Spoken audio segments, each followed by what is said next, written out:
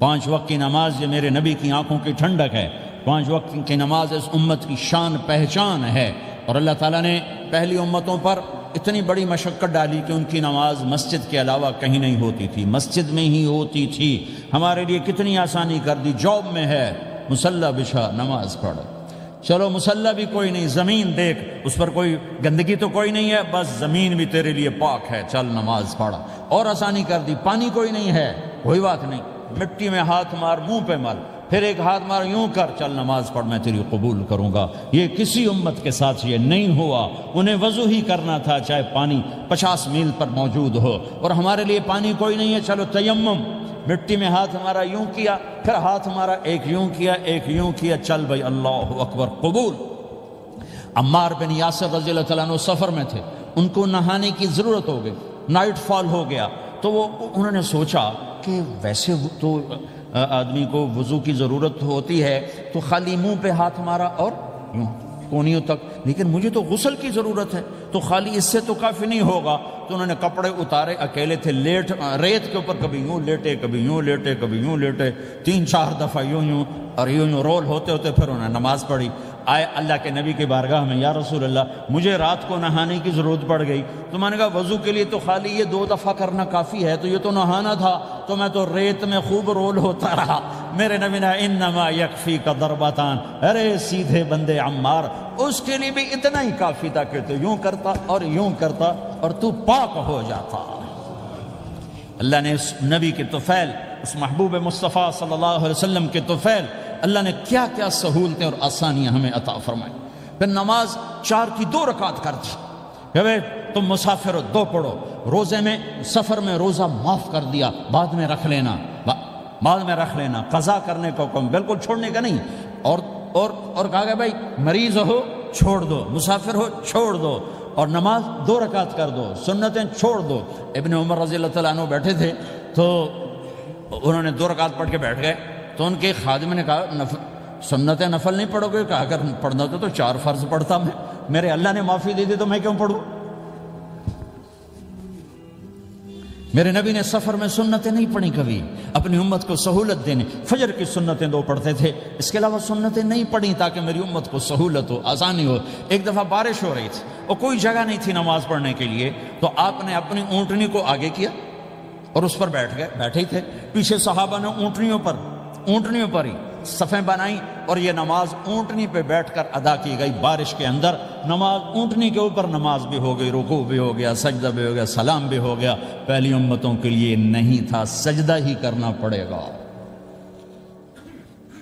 یہ اللہ کے محبوب مصطفیٰ صلی اللہ تعالی علیہ وسلم کی طفیل، میرے اللہ نے ہم پہ فضل و احسان کیا، تو میرے نبی کی زندگی میں عبادات میں نماز سب سے اعلیٰ نظر آتی ہے، سب سے نمایاں نظر آتی ہے۔ اور پھر بازار میں، گھر میں، دفتر میں، ماحول میں میرے نبی کے اخلاق، یہ زندگی کا دوسرا روشن پہلو ہے۔ میرے نبی کی ساری زندگی 2 لفظوں میں آتی ہے، عبادت اخلاق، عبادت اخلاق، یا 2 اور لفظ، حقوق اللہ حقوق العباد، حقوق اللہ حقوق العباد۔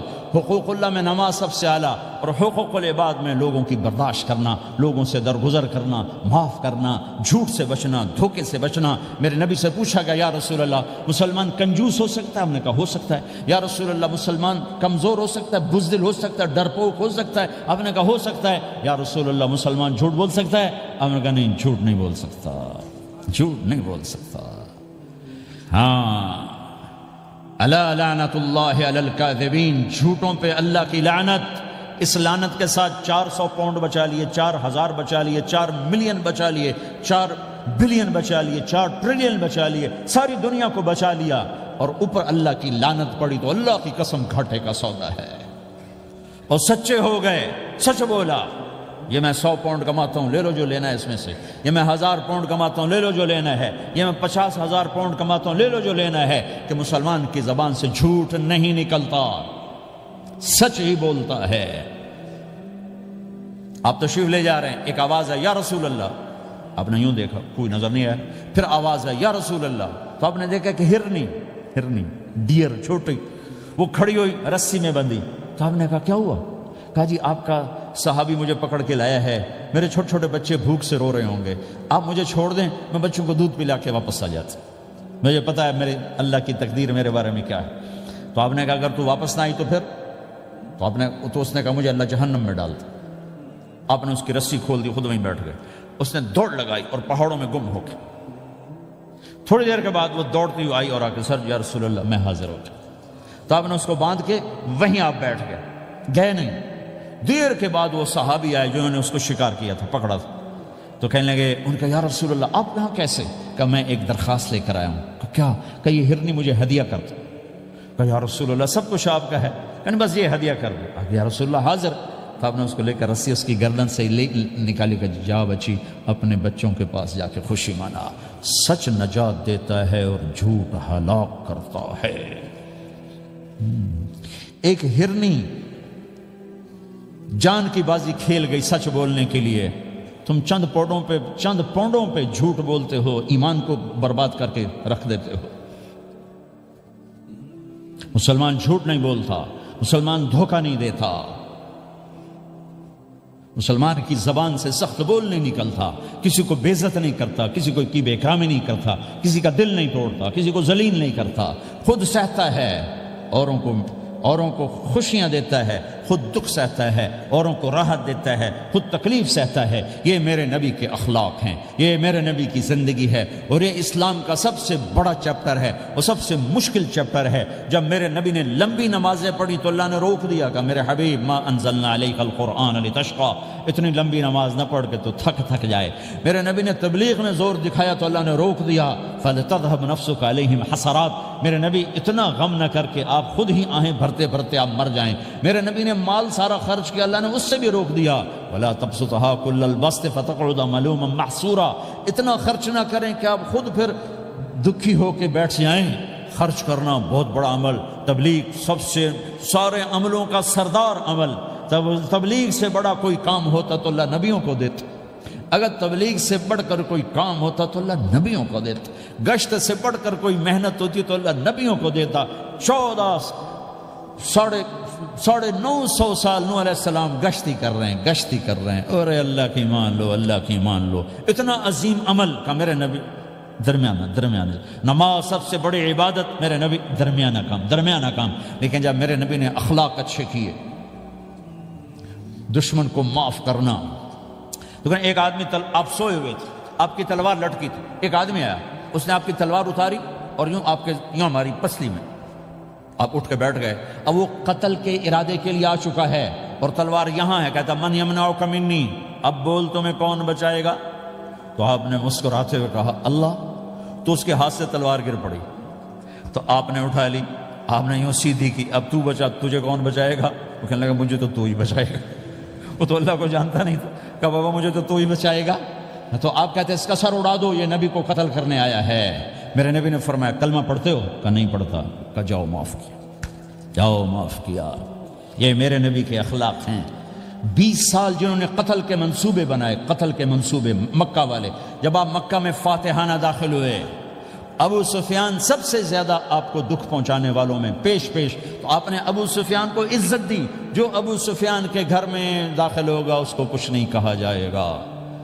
آپ تو ابو سفیان کو بلا کے سولی پہ لٹکاتے، اور آپ کہہ رہے ہیں جو ابو سفیان کے گھر میں جائے گا اسے کچھ نہیں کہا جائے گا، جو بیت اللہ میں ہوگا اسے کچھ نہیں کہا جائے گا۔ سارا مکہ سامنے، آپ یوں بیت اللہ کا دروازے پر یوں دونوں ہاتھ ایسے ٹکا کے کھڑے تھے۔ پھر آپ نے کہا میں کیا کروں گا اب تمہارے ساتھ؟ تو سہیل بن عمر نے کہا آپ کریم ہیں، کریم کے بیٹے ہیں۔ تو آپ نے کہا جاؤ میں نے معاف کیا۔ یہ اخلاق آج مٹ چکے ہیں، مردوں سے، عورتوں سے، علم والوں سے، خانقاہ والوں سے، تبلیغ والوں سے، سب زیرو ہوئے پڑے ہیں۔ جب تک یہ اخلاق زندہ نہیں ہوتے اسلامی زندگی قائم نہیں ہو سکتی، اسلامی معاشرت قائم نہیں ہو سکتی۔ اور دین دو چیزوں سے آگے پھیلتا ہے، ایک دعوت اور ایک اخلاق۔ دعوت اور اخلاق، دعوت نہیں ہوگی تو اخلاق وہیں پڑے رہ جائیں گے، اخلاق نہیں ہوں گے تو دعوت کوئی قبول نہیں کرے۔ میرے نبی نے کتنے معجزے دکھائے مکے میں، نہیں کلمہ پڑھا۔ بدر میں ان کے 70 مارے گئے، فرشتوں کو دیکھا، جبریل کے گھوڑے کی آواز سنی، کلمہ نہیں پڑھا۔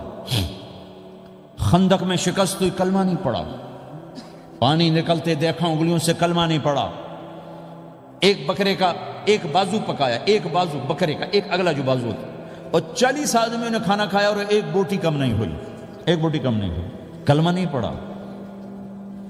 لیکن جب میرے نبی نے کہا جاؤ معاف کیا تو سارے ہی کلمہ پڑ گئے کہ واقعہ یہ اخلاق نبی کے ہو سکتے۔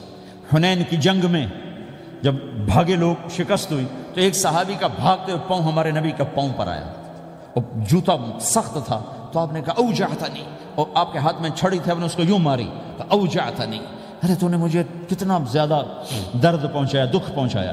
وہ بیچارے پگھل کے رہ گئے اور پریشان ہو گئے، اور فرماتے ہیں سارا دن میں پریشان، ساری رات پریشان کہ اللہ کے نبی کو میں نے تکلیف پہنچائی، اب میرا کیا بنے گا۔ اگلا دن ہوا تو اعلان ہو رہا تھا بھائی جس کا پاؤں نبی کے پاؤں پہ آیا تھا اس کو اللہ کے نبی بلا رہے ہیں۔ تو صحابی کہنے لگے میں نے سمجھا بس اب میری تو دنیا بھی گئی اور آخرت بھی گئی، اب میرے اوپر کیس بنے گا اور مجھے ڈانٹ ڈپٹ بھی ہوگی، میرا کتنا بڑا گھاٹا نقصان ہوگا۔ یہ حاضر ہوئے ڈرتے ڈرتے، تو آپ نے فرمایا میرے بھائی کل میں نے تمہیں چھڑی ماری تھی، وہ مجھے معاف کر دینا، اور یہ 80 اونٹ تمہیں ہدیہ دیتا ہوں، 80 کیملز یعنی 80 پراڈو، 80 رینج روور کا یہ میری طرف سے تمہیں ہدیہ ہے۔ وہ حیران پریشان، یہ میرے نبی کے اخلاق ہیں، یہ میرے نبی کے اخلاق ہیں۔ کانٹے بچھانے والی نے 4 دن آنا چھوڑ دیا، بیمار ہو گئی تھی، تو آپ نے کیا بات ہے، وہ ہمارے راستے میں اب کانٹے کوئی نہیں ہیں، کہا جی وہ بیمار پڑی ہے جو کانٹے بچھاتے تھے، تو آپ اس کے گھر چلے گئے، ماں جی خیریت تو ہے، آپ ٹھیک تو ہیں، کہا بیٹا مجھے کلمہ پڑھا دے، بس تیرے اخلاق نے مجھے فتح کر لیا ہے۔ میرے بھائیوں یہ چیپٹر بھول چکے ہیں۔ جب تک یہ چیپٹر زندہ نہیں ہوگا زندگی اسلامی نہیں بنے گی، معاشرہ اسلامی نہیں بنے گا، اور آگے قوموں کے لیے اسلام کا دروازہ نہیں کھلے گا۔ ہمیں معاف کرنا آتا ہو، ہمیں گالی دینے والے کو دعا دینا آتا ہو، غیبت کرنے والے کی تعریف آتی ہو، اور غیبت کرنے سے، غیبت سننے سے اپنے آپ کو ایسے بچاؤ جیسے زہر سے بچاتے ہو، جیسے آگ سے بچاتے ہو۔ ایک دوسرے کو نفرت کا بول نہ بولو ورنہ ساری زندگی تباہ و برباد ہو جائے گی۔ میرے رب کی قسم، میرے نبی نے کہا ایک زبان کا بول انسان بولتا ہے اور جہنم کی گہرائیوں میں گر جاتا ہے، اور ایک زبان کا بول انسان بولتا ہے اور جنت کے درجات پر چڑھ جاتا ہے۔ یہ زبان بہت طاقتور چیز ہے، میں ہر بیان میں اس کو دہرا رہا ہوں کہ جتنا یہ عمل ختم ہو چکا ہے اتنا کوئی عمل بھی نہیں ختم ہوا ہے۔ اور ایک صحابی ہیں ابو دجانہ۔ کون ابو دجانہ؟ السابقون الاولون من المہاجرین والانصار، اس میں پہلی صف کے صحابہ۔ کون ابو دجانہ؟ جب آپ حج پر گئے تو اپنی جگہ مدینے کا امیر ابو دجانہ کو بنایا۔ ابو دجانہ حج میں شریک نہیں ہوئے کہ آپ نے اپنی جگہ ان کو اپنا نائب بنا کے وہاں کھڑا فرمایا ابو دجانہ میری جگہ پر مدینے کا امیر ہے، یہ وہ ابو دجانہ ہیں۔ کون ابو دجانہ؟ جو جنگ بدر سے لے کر آخری حج تک ہر سفر میں شریک ہیں، ان کی ایک بات میں بتانا چاہتا ہوں، پہلے تھوڑی سی ان کی ہسٹری بتانا چاہتا ہوں۔ کون ابو دجانہ؟ احد کی جنگ میں آپ نے تلوار اٹھائی، کہا اس تلوار کو کون لے گا؟ کئی صحابہ کھڑے ہو گئے۔ آپ نے کہا اس تلوار کا حق کون ادا کرے گا؟ سارے بیٹھ گئے، 3 آدمی کھڑے رہے، ایک زبیر بن عوام، ایک عمر بن خطاب، ایک ابو دجانہ۔ ان کا نام ہے سماک بن خرشنہ، ان کا نام ابو دجانہ سے مشہور ہے۔ تو آپ نے تلوار نہ عمر کو دی، نہ زبیر کو دی، ابو دجانہ کو دی۔ تو عمر رضی اللہ عنہ نے تو محسوس نہیں کیا، حضرت زبیر نے محسوس کیا کہ اس کو کیوں دی، مجھے کیوں نہیں دی، میں مہاجرین میں سے ہوں، میں پھوپھی کا بیٹا ہوں، میں اس سے دلیری میں کم نہیں ہوں۔ بلکہ حضرت زبیر کی دلیری کی تو دھک تھی، جدھر سلوار چلتی تھی کاٹتی چلی جاتی تھی، کہنے کہ میں دیکھوں گا یہ کیا کرتا ہے۔ تو ابو دجانہ کے پیچھے پیچھے زبیر ہو لیے، تو ابو دجانہ نے جو حملہ کیا تو 3000 کا لشکر تھا، اس کو چیر کے پار نکل کے، پورے لشکر کو کاٹ کے پار نکل کے، اور آگے عورتیں کھڑی تھیں جو مکے کے لشکر کو تیار کر رہی تھیں۔ نحن بنات طارقی نمشی علی النمارقی مشی القتل بوارقی المسک فی المخالقی المسک فی المفارقی والدر فی المخالقی ان تقبلوا نعانقی وتدبروا نفارقی فراق غیر وامقی۔ یہ گانا گا رہی تھیں اور ان کو تیار کر رہی تھیں۔ تو جب ابو دجانہ کی تلوار نظر آئی تو سب بھاگی، ہندا پکڑی گئی، تو آپ نے یوں اپنی تلوار ہندا کے سر پر رکھی، انہوں نے چیخ ماری، تلوار ہٹا لی۔ تو زبیر پیچھے پیچھے کہ کیا کیا ہے؟ جنگ میں اگر کوئی عورت حصہ لے اسے مارنا جائز ہے، ویسے جائز نہیں ہے، عورت کو، بچے کو، بوڑھے کو ہاتھ لگانا جائز نہیں ہے۔ تو انہوں نے کہا تلوار کیوں نہیں چلائی؟ کہا میرے محبوب کی تلوار ہے، عورت کے خون سے رنگین کر کے اس کی شان نہیں گھٹانا چاہتا، یہ میرے نبی کی تلوار۔ پھر واپس ہوئے، پھر اٹیک کیا اور پھر مجمع کو چیر دیا۔ سامنے ایک آدمی آ رہا تھا ہاتھی کی طرح، اتنا لمبا موٹا تازہ، تو زبیر کہنے لگے میرے جی میں آیا کبھی اس کی ٹکر ہونا پھر میں دیکھوں ابو دجانہ کیا چیز ہے۔